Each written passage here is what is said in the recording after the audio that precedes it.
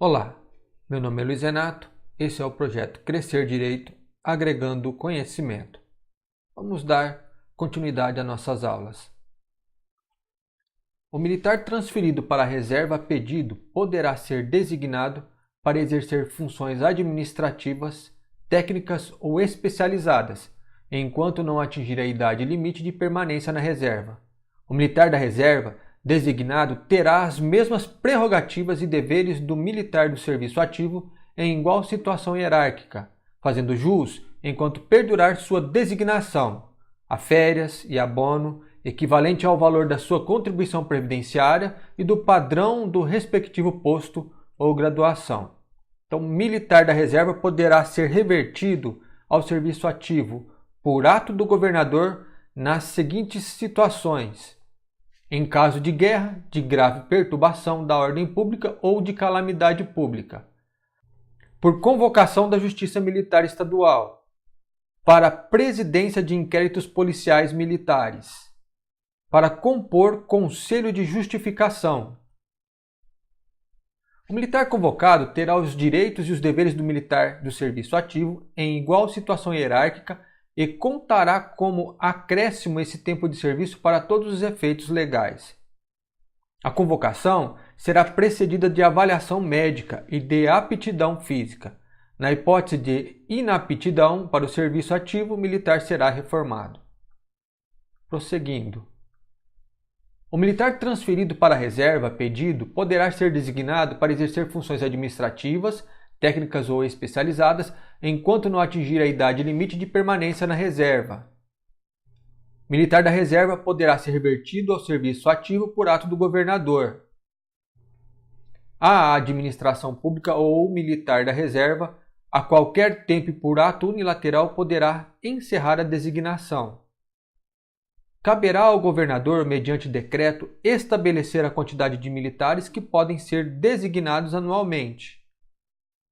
Caberá ao dirigente do órgão de pessoal da Polícia Militar designar e exonerar o militar da reserva. Prosseguindo. Vamos falar sobre reforma. Reforma é a situação de inatividade do militar definitivamente desligado do serviço ativo, com manutenção do vínculo estatutário com a Polícia Militar do Estado de São Paulo. A reforma será processada apenas ex officio. A reforma será aplicada ao militar que, primeiro, venha a atingir a idade limite de permanência na reserva. Segundo, tenha sido condenado à pena de reforma por sentença transitada em julgado. Terceiro, tenha sido alcançado pela reforma disciplinar prevista na Lei Complementar 893 de 2001, que é o Regulamento Disciplinar da Polícia Militar do Estado de São Paulo.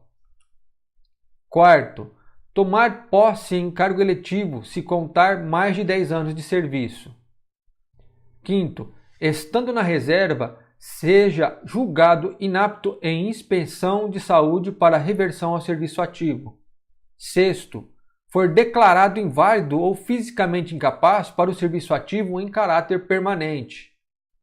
Sétimo, completar 24 meses de agregação por invalidez ou incapacidade física. Oitavo, completar 24 meses de agregação por interdição civil, contínuos ou não. Nono, agregado por invalidez ou incapacidade física temporária para o serviço ativo, complete o tempo mínimo de serviço exigido para a inatividade a pedido. Os vencimentos da reforma serão proporcionais a 30 anos de serviço, até o limite de um inteiro, salvo se for declarado inválido ou fisicamente incapaz para o serviço ativo, em caráter permanente ou completar 24 meses de agregação por invalidez ou incapacidade física, em que serão devidos em sua integralidade. Prosseguindo. Todas as declarações de aptidão e inaptidão física serão sempre de atribuição do órgão médico competente da Polícia Militar.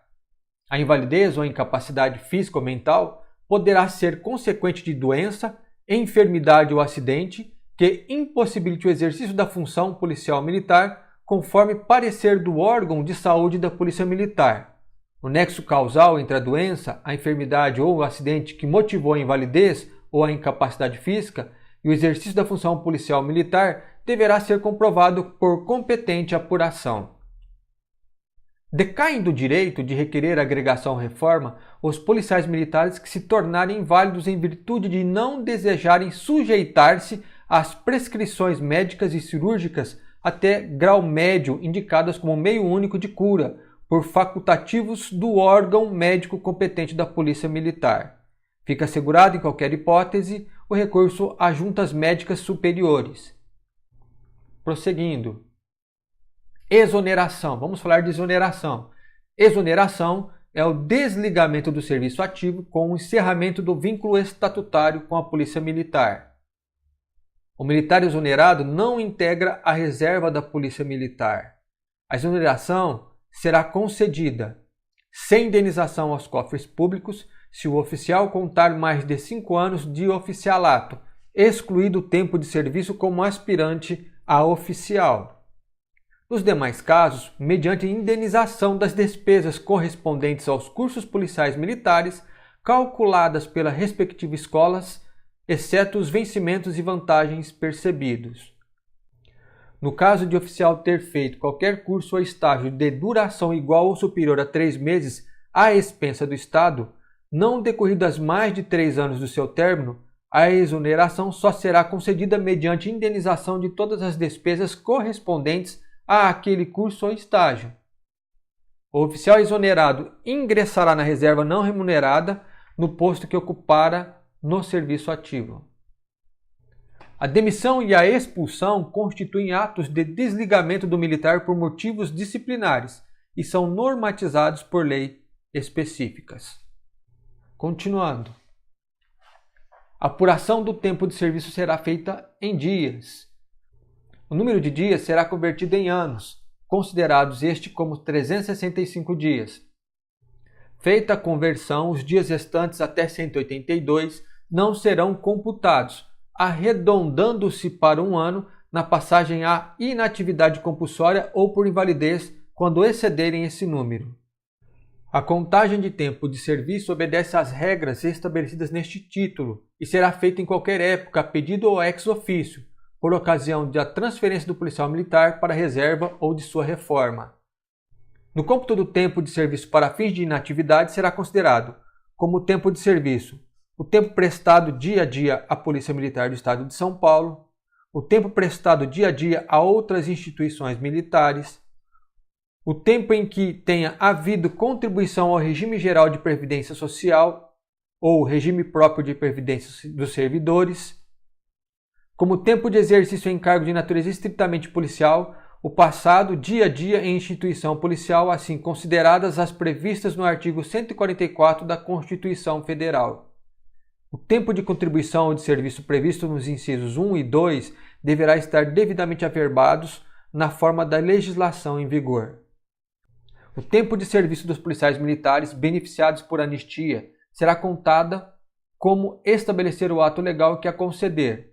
Será contado como de efetivo serviço o tempo correspondente a licenças concedidas por invalidez temporária para todos os fins previstos em lei, tenha ou não havido agregação.